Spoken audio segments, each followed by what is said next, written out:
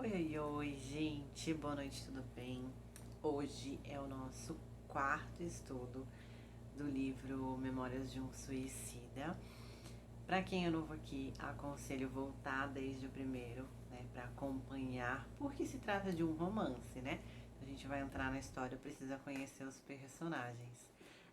Para quem não me conhece, meu nome é Ariane e eu falo do Vivenciando o Espiritismo. Tem as nossas redes sociais, Instagram, Facebook, enfim, este nosso canal aqui no YouTube iniciou-se justamente com esse estudo. E hoje, gente, a gente vai falar sobre a entrada dos espíritos que a gente está acompanhando, Camilo e alguns de seus colegas, né, de Vale dos Suicidas, da entrada desses espíritos no plano espiritual, não, no Hospital Maria de Nazaré. A gente finalizou com eles sendo recuperados, né, sendo trazidos do Vale dos Suicidas para esse hospital, e assim encerrou-se o nosso último estudo, que a partir de hoje é quinzenal. Aliás, a partir da semana passada, né? Antes de mais nada, eu vou convidar vocês para a gente fazer uma prece e manter o nosso estudo sempre de forma equilibrada e com boas energias. Então, quem se sentir confortável pode fechar os olhos para agradecermos a Deus a possibilidade de estarmos juntos em mais uma semana, aprendendo ainda mais, estudando cada vez mais, para conseguir compreender o além-túmulo que ainda é tão desconhecido de nós aqui encarnados. Que a gente consiga levar esses ensinos para a nossa vida e nos mantermos sempre firmes no propósito de evolução. Que assim seja. É isso então, gente. Seguinte, hoje a gente vai falar então sobre o Hospital Maria de Nazaré e Camilo, que é o espírito que narra a sua história através da mediunidade de Ivone Pereira do Amaral, inicia assim. Depois de algum tempo de marcha, onde eles foram transportados, né, do Vale dos Suicidas para o hospital, durante o qual tínhamos a impressão de estar vencendo grandes distâncias, vimos que foram descerradas as persianas. Para quem não lembra, as persianas eram fechadas para eles não verem o caminho. Então, depois eles imaginarem que tiveram percorrido um caminho bem longo, eles viram que as cortinas acabaram se abrindo e eles conseguiam contemplar a paisagem, facultando-nos a possibilidade de distinguir no horizonte, ainda afastado, severo conjunto de muralhas fortificadas, enquanto pesada fortaleza se elevava, impondo respeitabilidade e temor na solidão que se cercava. Eles não tinham ideia do que aguardava. Então, eles viam de longe, era uma muralha muito grande que tinha dentro, que protegia o hospital, né? Era uma região triste e desolada ao redor da muralha, envolvida em neblinas, e não se distinguia inicialmente vegetação nem sinais de habitantes pelos arredores da fortaleza imensa. Então ela estava situada. Normalmente esses hospitais que cuidam de suicidas, eles ficam situados próximos.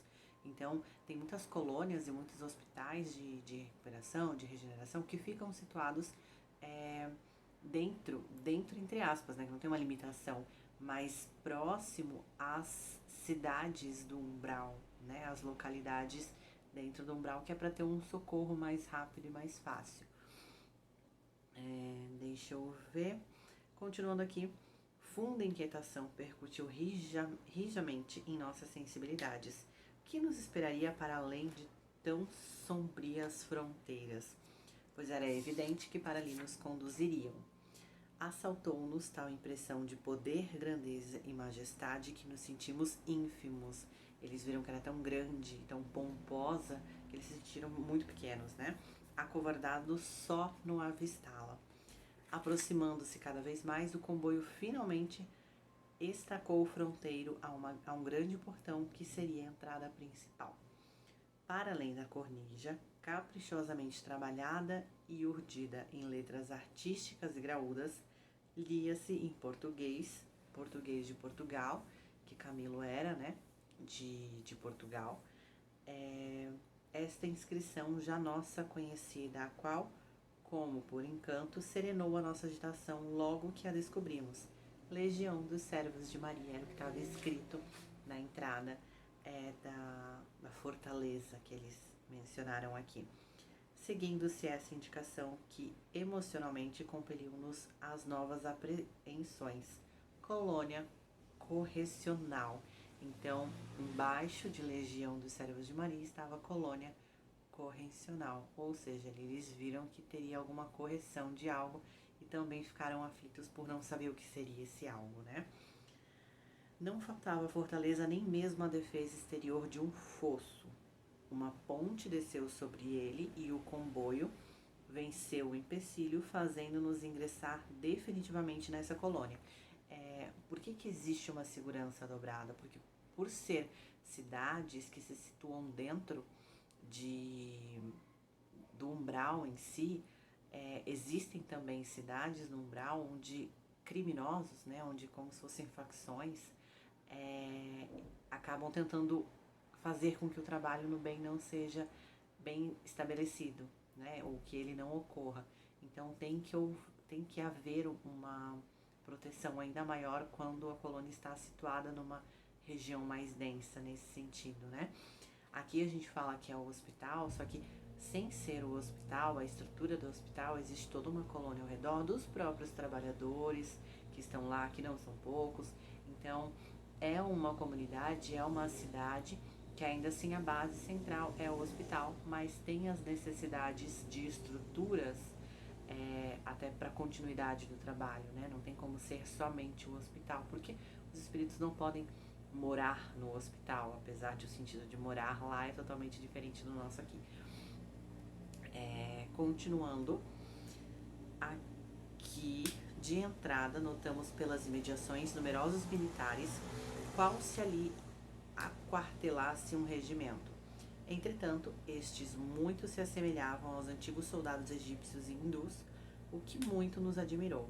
Sobre o pórtico da torre principal, lia-se esta outra inscrição: Torre de Vigia. Então lá existe uma estrutura de, não seriam guerrilheiros, né, mas seriam espíritos preparados para combate, se assim for necessário, justamente com esse tipo de ordem de espíritos mais inferiores que querem fazer com que o trabalho não seja feito. Então precisa de espíritos mais, não seriam rudes, né, porque isso traria uma impressão de não evolução, mas espíritos mais preparados para a segurança do local e também das tropas e dos médicos que vão até os vales socorrer, né, os suicidas, enfim, socorrer os espíritos necessitados. Passamos sem estacionar por essa grande praça militar, certos de que se trataria de uma fortificação guerreira idênticas da terra, conquanto revestida de indefinível nobreza, inexistente nas congêneres que conheceremos pela Europa, pois não poderíamos então avaliar a verdadeira finalidade da sua existência naquelas regiões desoladas do invisível inferior. Então, se a gente pensa assim, é uma colônia evoluída, por que tem guerrilheiros, né? Aí a gente já consegue entender, só que para eles ainda tão perturbados como estavam, o perispírito em si, eles não conseguiam ter essa noção, né? Com surpresa, verificamos que entrávamos em cidade movimentadíssima, recoberta por extensos véus de neve. Não fazia, porém, frio intenso, e o sol, mostrando-se a medo entre a cerração, deixava ocasião não só para nos aquecermos, mas também para distinguirmos o que houvesse em redor. Então, assim como aqui, também penetra a luz do sol nas colônias e são espíritos que ainda estão ligados à matéria e ainda possuem a percepção de frio, sensação de frio, calor, fome e todas as outras sensações que o nosso corpo também carrega. Por essa ligação ainda está bem forte. Edifícios soberbos impunham-se à apreciação, apresentando o formoso estilo português clássico que tanto nos falava a alma. Então eram edifícios que lembravam o que eles já conheciam aqui enquanto encarnados, né? As edificações. Indivíduos atarefados neles entravam e deles saíam em afanosa movimentação, todos uniformizados com longos aventais brancos, ostentando no peito a cruz azul celeste ladeada pelas iniciais LSM. Legião de Servos de Maria. Dir-se-iam edifícios públicos, ministérios ou departamentos. Casas residenciais alinhavam-se graciosas e evocativas na sua estilização nobre e superior. À frente de um daqueles edifícios parou o comboio e fomos convidados a descer. Sobre o pórtico definia-se sua finalidade em letras visíveis: Departamento de Vigilância, Seção de Reconhecimento e Matrícula. Então, primeiramente, como eu tinha mencionado, é uma colônia estruturada. Então, além do hospital, que é o objeto central dessa colônia, né, para refazer os espíritos suicidas, auxiliar, né, nesse refazimento deles.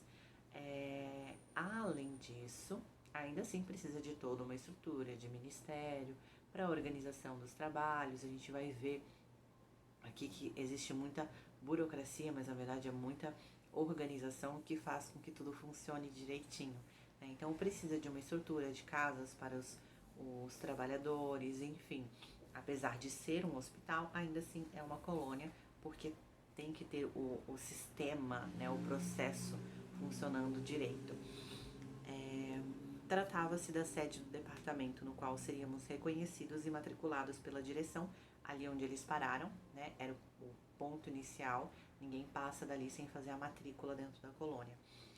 Com internos da colônia. Daquele momento em diante, estaríamos sob a tutela indireta de mais uma das mais importantes agremiações pertencentes à Legião, chefiada pelo grande espírito de Maria de Nazaré, ser angélico e sublime, que na terra mereceu a missão honrosa de seguir com solicitudes maternais aquele que foi o Redentor dos homens. Aí ele menciona que fomos então transportados em pequenos grupos de 10 individualidades para determinado gabinete, onde vários funcionários colaboravam nos trabalhos de registro. Ali deixaríamos a identidade terrena. Deveriam, pelo menos, que a gente vai ver mais adiante que não foi assim tão simples, né? Bem assim as razões que nos induziram ao suicídio. Caso o recém-chegado não estivesse em condições de responder, o chefe da expedição supriria rapidamente a insuficiência, pois mantinha-se presente a cerimônia, dando contas ao diretor do departamento da importante missão que acabava de desempenhar. Então, como a gente sabe, alguns espíritos vinham inconscientes, aliás, alguns espíritos vão inconscientes para a colônia, porque eles já perderam muito fluido, né? Então eles vão para lá sem ter a consciência, e aí o que estava chefiando a tropa, o que estava chefiando a expedição, vai lá e apresenta e fala quem era e o motivo do suicídio, e aí fazem a matrícula do espírito dessa forma, né? Quando há necessidade. Tão árduo trabalho em torno de toda uma falange, então toda a falange levou cerca de 2/4 de horas, ou seja, cerca de 30 minutos levou para fazer a matrícula de todos. O tempo lá a gente sabe que passa de forma diferente que aqui, né? Os processos usados não eram idênticos aos conhecidos nas repartições terrenas. As respostas dos pacientes seriam antes gravadas em discos singulares, espécie de álbuns animados de cenas e movimentos, graças ao concurso de aparelhos magnéticos especiais. Então, eles iam para lá já com essas cenas gravadas, onde não tem como eu conseguir explicar. É uma forma que só a nossa imaginação consegue ter, mas precisam de aparelhos magnetizados para conseguir ler, como se fosse aquele disco rígido, ler aquele disco e ver aquelas imagens que estão ali. É uma tecnologia além do que a gente tem aqui na Terra, né? Tais álbuns reproduziam até mesmo o som de nossa voz com nossa imagem e o prolongamento do noticiário sobre nós mesmos, desde que posto em contato com admirável maquinismo apropriado ao feito. Então era como se fosse algo, né?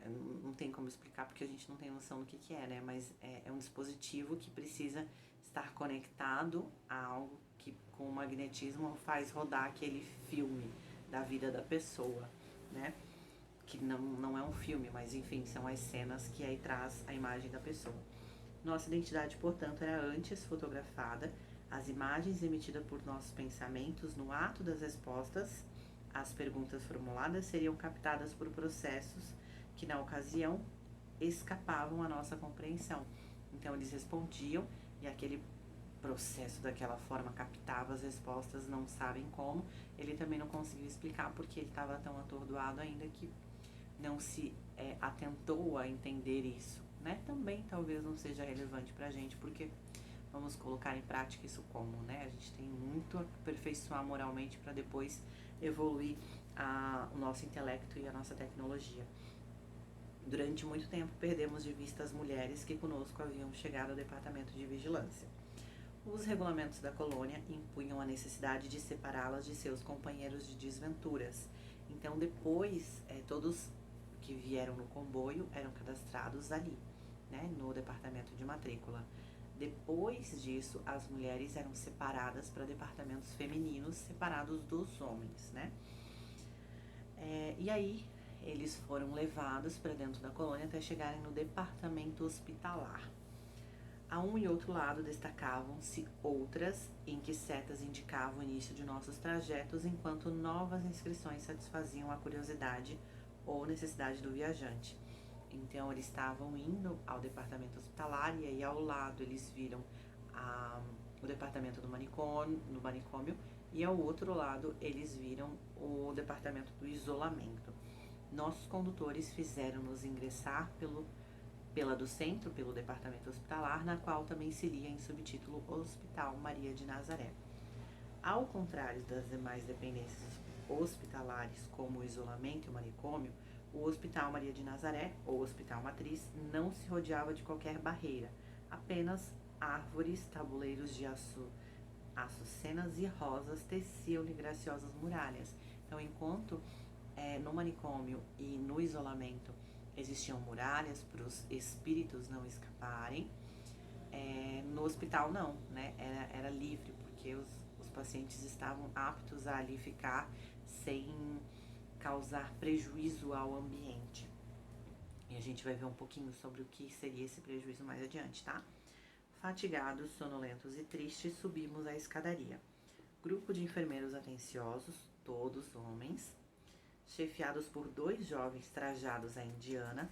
Então aqui desde lá do começo a gente viu que muito dessa colônia, muito desse hospital, são espíritos ligados ao hinduísmo, são espíritos indianos e que traz essa vertente pra gente ver o quanto é forte essa mistura de culturas no plano espiritual, né? Então a gente pensa assim, indianos ficam só lá nas colônias da Índia. Não, ficam em colônias mais para a América, porque não necessariamente lá era uma colônia situada na Europa. Então eles ficam pro lado de cá também. Assim como, né, nós daqui, espíritos, podemos trabalhar em um ambiente, uma colônia também, numa cultura totalmente diferente da nossa aqui enquanto encarnados, né, gente, porque lá é diferente. E aí, Camilo continua dizendo que desses 2 jovens trajados à indiana, eles eram assistentes do diretor do departamento, os quais mais tarde soubemos chamarem-se Romeu e Alceste. Receberam-nos das mãos dos funcionários da vigilância, incumbidos até então na nossa guarda, e conduziram-nos, aliás, ao interior. Nossos grupos separaram-se à indicação dos enfermeiros. Cada dormitório continha 10 leitos alvíssimos e confortáveis. Forneceram-nos caridosamente banho, vestuário hospitalar, o que nos proporcionou lágrimas de reconhecimento e satisfação. A cada um de nós foi servido delicioso caldo, tépido, reconfortante, em pratos tão alvos quanto os lençóis, e cada um sentiu o sabor daquilo que lhe apetecia. Então, cada um sentiu o sabor do que tinha necessidade, vontade, né? Daquilo que estava necessitado de receber, que a gente sabe que através do magnetismo, através que hoje seria algo básico da física quântica, a mudança de, não seriam moléculas, né, mas a mudança de estrutura que faz com que tenha sabor diferente, né? Isso é algo que, um exemplo, né? Jesus transformando água em vinho é um exemplo disso, mas o que a gente sabe que isso é natural, é algo muito normal no plano espiritual de ocorrer. Ao terminarmos a refeição, eis que 2 varões hindus entraram em nosso compartimento, apresentando particularidade que os deixavam reconhecer como médicos. Faziam-se acompanhar de mais outros 2 varões, os quais deveriam acompanhar-nos durante toda a nossa hospitalização, pois eram responsáveis pela enfermaria que ocupávamos. Então, os 10 eram acompanhados por esses 2 enfermeiros, né? Chamavam-se Carlos e Roberto de Canalejas.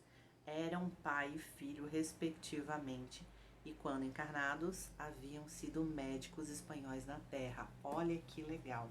Eram pai e filhos. Como assim, Ariane? Porque a gente sabe que os papéis mudam, né? Os nossos papéis mudam. Hoje eu posso ser filha da minha mãe, na outra encarnação eu posso ser irmã, a gente pode inverter os papéis. Porém, no plano espiritual, nós temos uma afinidade com os espíritos, onde alguns nós temos uma afinidade paternal ou maternal, só que não quer dizer que esses espíritos sempre serão nosso pai e nossa mãe. Nós encarnamos em papéis diferentes porque aqui precisamos aprender lições diferentes. Mas lá nós temos essa afinidade que nos liga, então ali eles se denominam como pai e filho, né? Pela talvez até superioridade de evolução do pai, que tantas vezes auxiliou o filho, sendo primo, irmão ou o que for, né? Mas lá se denominam dessa forma. Os hindus aproximaram-se de cada um dos leitos, falaram docemente a cada um de nós, apuseram sobre as nossas cabeças atormentadas as mãos delicadas e tão níveas que se diriam translúcidas, acomodaram nossas almofadas, obrigando-nos ao repouso, cobriram-nos paternalmente, aconchegando os cobertores aos nossos corpos engelados, enquanto murmuravam: necessitais de repouso, repousai sem receio, meus amigos. Sois todos hóspedes de Maria de Nazaré, a doce mãe de Jesus. Esta casa é dela. Então eles colocaram, olha como é a ligação com o mundo material ainda. Não existe frio lá, mas eles sentiam frio. Então os espíritos colocavam cobertas neles para eles repousarem, né? A gente sabe que o espírito também não tem necessidade de dormir, mas eles estavam em um estado ainda muito conturbado, de muita perturbação, e necessitavam do repouso para refazer o próprio perispírito, né? E aí, continuando, ao despertar, Camilo diz, depois do sono profundo e reparador, afigurou-se-me ter dormido longas horas e, de algum modo, senti que o raciocínio me aclarava, oferecendo maior possibilidade de entendimento e compreensão das circunstâncias, aliás. Reconhecia-me de posse de mim mesmo como desoprimido daquele estado mórbido de pesadelo. Ardente sentimento de desgosto, remorso, temor, desapontamento coibia-me apreciar devidamente a melhoria da situação. E incômoda sensação de vergonha chicoteava-me o pudor, gritando ao meu orgulho que ali me achava indevidamente sem qualquer direito a me assistirem para tanto. Então, ao acordar, ele teve pela primeira vez, depois de todo o tempo que ficou no Vale dos Suicidas, pela primeira vez, Camilo teve a consciência daquilo que fez. Antes ele achava que estava sendo injustiçado, ele não entendia porque estava assim. Ali ele entendeu que ele foi, que ele fez aquilo consigo mesmo. E a nossa consciência é o que nos julga. Às vezes a gente acha, Deus vai julgar, Jesus vai julgar, a espiritualidade, o nosso mentor vai nos julgar. Não, a nossa consciência é que nos julga, porque na nossa consciência estão as leis de Deus. Enquanto encarnados, a gente pode não ter consciência disso, né? Mas é ela que nos cobra, somos nós mesmos que nos cobramos, porque nós sabemos as leis que regem o universo e as leis que nos regem também, né? Mas acaba que a gente vai pelo outro caminho mais fácil, caminho mais prazeroso, né? E aí lá a gente acaba se cobrando muito, nós mesmos, nunca terceiros, né? Não há julgamento da espiritualidade, pelo menos superior, eles só nos amparam, nos acolhem. Camilo continua dizendo: apesar da hospitalização e do sono reconfortador, as dores físicas oriundas do ferimento que fizéramos continuavam supliciando nossa sensibilidade, como a lembrarem nosso estado irremediável de réprobos. Então, todos eles ainda sentiam dores físicas, né? depende do tipo de desencarne que ocorreu, né? Eu e Jerônimo gemíamos de quando em quando sob o imperativo do ferimento feito no ouvido pela arma de fogo que utilizáramos no momento trágico. Os dois deram um tiro na própria cabeça tentando se matar, mas não tem como morrer, né? O espírito não morre. Mário Sobral, que é um outro espírito, extorcia-se o pescoço entumecido contra a asfixia, pois enforcara-se. Então o espírito estava sofrendo lá, né? O enforcamento que fez. Um outro espírito, João de Azevedo, retendo na mente torturada o envenenamento do corpo que lá se consumira, chorava de mansinho exigindo a visita médica.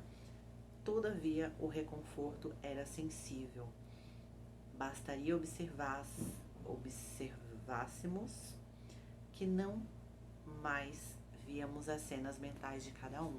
Eu não sei quem lembra, mas no último estudo a gente viu que eles conseguiam ver as cenas mentais, né? Por exemplo, uma enxurrada passando no lago, passando no meio do Vale dos Suicidas, de um espírito, né, que acabou se afogando, se jogando da ponte. Então eles viam o sofrimento do outro, eles viam como cena passando no meio deles, e ali não mais acontecia isso.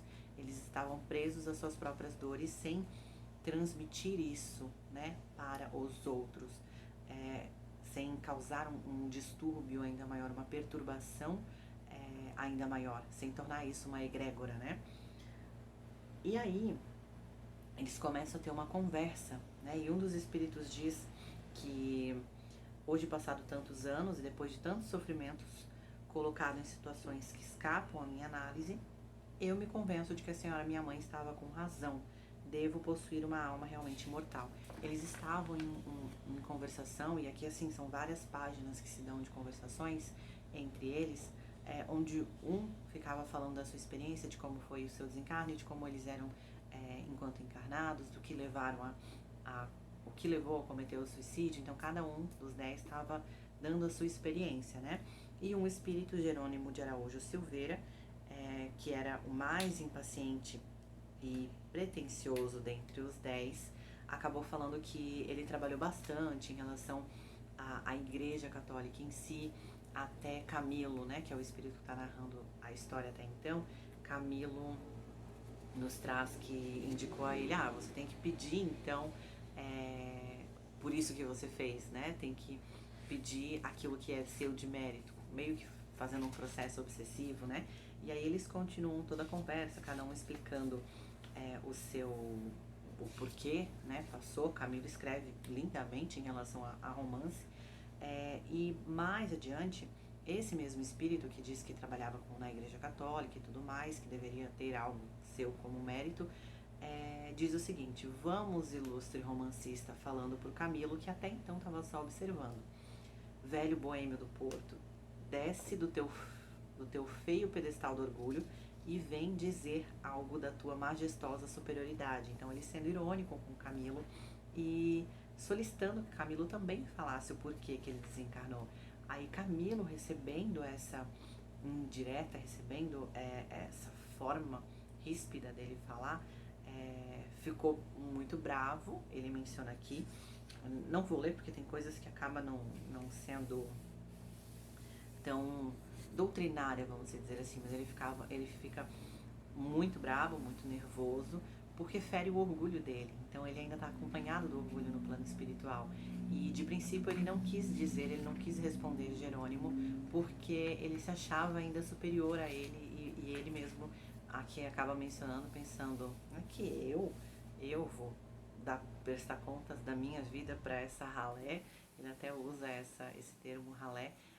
Então, para ver como as nossas sensações e o que nós ainda somos nos acompanham no plano espiritual. Não é porque nós desencarnamos que já evoluímos ou já acordamos para as lições que a gente possa ter aprendido. A gente ainda vai ficando com os resquícios, né, da nossa vida, e aos poucos, conforme for passando o momento de perturbação, que a gente for se refazendo, a gente vai lembrando. E aí ele acaba falando que tem uma outra pessoa que está lá, era um professor, inclusive eles chamavam ele de Vossa Excelência, era um professor renomado, e aí ele acaba mencionando somente para esse professor, meio que voltado para ele o que aconteceu. Obviamente todos eles estavam ouvindo, e claro, gente, aqui ele fala de uma forma muito bonita, porque ele é escritor, né? Então ele fala de uma forma muito bonita, com riqueza de detalhes, assim, muito, muito romance mesmo, sabe? Muito bacana para quem gosta. E aí é que ele diz que no final ele fala assim: não sei que malvadas sugestões a minha facúndia blasfema espalhou pelo ambiente mórbido da nossa enfermaria. O que sei é que a triste assembleia deixou-se resvalar para vibrações desarmoniosas, entregando-se a pranto dolorido, porque obviamente ele colocou tudo com lindas palavras e com um sofrimento ainda maior, que é algo que um escritor acaba fazendo, né? Então ele trouxe dessa forma e ele deixou todo um ambiente em desarmonia com a história de vida dele, que é a história que a gente comentou lá atrás, a história de alguém com o ego ferido. Ele resolveu se suicidar porque ele não aceitava que ele tinha ficado cego, ele não aceitava como os inimigos iam ver ele como menor, como mais desprezível. Então, por conta disso, da doença que ele adquiriu, ele desenvolveu a cegueira e aí acabou se suicidando por não aguentar mais o que estava acontecendo, né? Aí ele diz que lágrimas rescaldantes voltaram a correr por minhas faces maceradas enquanto novamente se me obscurecia a visão. Então ele já estava enxergando, só que aí ele falou tanto e ele reviveu tanto o sofrimento dele na Terra enquanto encarnado, que ele foi perdendo a visão. E aí os dois enfermeiros solícitos, eles acudiram, eles viram o que estava acontecendo e foram acudir. E aí Camilo diz que no Hospital Maria de Nazaré, o enfermo ele fica rodeado das emanações mentais revivificantes de seus tutelares e dirigentes, visitados por ondas magnéticas salutares e generosas que visavam a beneficiá-lo, e deveria auxiliar o tratamento conservando-se silencioso sem jamais se entreter em conversações de assuntos pessoais. Então aquelas conversações, porque lá o que acontece? É tudo muito mais forte do que aqui. Então, o fluido dos trabalhadores que estavam na tutela, né, os tutelados, enfim, quem eles estavam tutelando eles, o fluido acabava fazendo com que eles entrassem num estado mais sutil, saíssem um pouco da perturbação. Só que eles eram 10 se perturbando, né? Então o fluido dos que estavam ali trabalhando não era o suficiente para manter a energia do ambiente equilibrada, né? E aí eles tinham que permanecer em silêncio até eles conseguirem ir se refazendo. E aí ele continua dizendo: conviria repousar, procurar esquecer o passado tormentoso, varrer recordações chocantes, refazendo-se quanto possível das longas dilacerações desde muito o acultilavam, né? Todos eles deveriam ficar em silêncio, repousando. Fomos advertidos, portanto, como infratores de um dos mais importantes regulamentos internos, e nem poderíamos exculpar-nos alegando ignorância, porque ao longo das paredes letreiros fosforescentes a cada momento despertavam nossas atenções com permanentes pedidos de silêncio, enquanto a própria instituição oferecia o exemplo, movimentando suas constantes azáfamas sob o controle de criteriosa descrição. Então eles precisavam fazer silêncio, eles viam placas, mas eles não obedeceram. E é uma das regras mais fortes que eles deveriam respeitar e não estavam respeitando. E aí diz que embora bondosamente declarassem que uma reincidência implicaria em atitude punitiva por parte da direção, qual essa penitência seria a transferência para o isolamento, justamente para eles não conversarem, né, para não terem as conversas e não tornarem um ambiente desastroso. Pois o fato a repetir-se produziria distúrbios de consequências imprevisíveis não somente para o nosso estado geral, mas também para a disciplina hospitalar, que deveria ser rigorosamente observada, o que nos levou a perceber serem mais austeras as regras no isolamento. Então eles pensaram: opa, vamos ficar quieto porque lá no isolamento deve ser pior, né? E para que a medida tão ríspida fosse evitada, estabelecida foi severa vigilância em nossa dependência. Desde aquele momento, um guarda do regimento de lanceiros edus, aquartelados no departamento de vigilância, foi designado para o plantão em nossos apartamentos. Então, eles tiveram que ter um guarda para evitar que eles tornassem a dependência do ambiente perturbada e isso se perpetuasse e tomasse uma proporção sem fim, porque a gente sabe que, como eu mencionei, os trabalhadores é que fazem com que a energia deles transitem no ambiente, refazendo os espíritos que ali estão. Só que os trabalhadores provavelmente são menores do que a quantidade de espíritos ali sendo atendido. Por exemplo, eram 2 espíritos atendendo 10. Então, se isso toma proporções maiores em outros alojamentos, fica algo sem controle, né? E vai ter um distúrbio em todo o hospital, em toda a colônia, e aí vira uma egrégora muito forte. Então, por isso que as regras têm que ser extremamente rígidas. Cerca de um quarto de hora depois, enfermeiro loiro e risonho vem, risonho jovem, aliás, que andaria pelos 23 anos, visitou-nos fazendo acompanhar de mais 2 obreiros da casa. Então veio um enfermeiro e disse que, e aí se apresentou, falou que ele também era português, que ele gostava muito de Portugal. Na verdade ele era inglês, mas ele morou muito tempo em Portugal e ele gostava muito. E aí ele acaba falando, né, depois de se apresentar, dizendo: bem, como compatriota e amigo, que vos convido ao gabinete cirúrgico a fim de serdes submetidos aos necessários exames, pois que se iniciam neste momento os trabalhos de cirurgia. E aqui a gente vai entrar assim numa explicação muito bacana sobre a cirurgia, como é feito isso no plano espiritual. E aí eles ficaram super felizes, super animados, porque eles estavam com dor, estavam sofrendo. E eles pensaram: opa, vamos fazer cirurgia, então vai melhorar.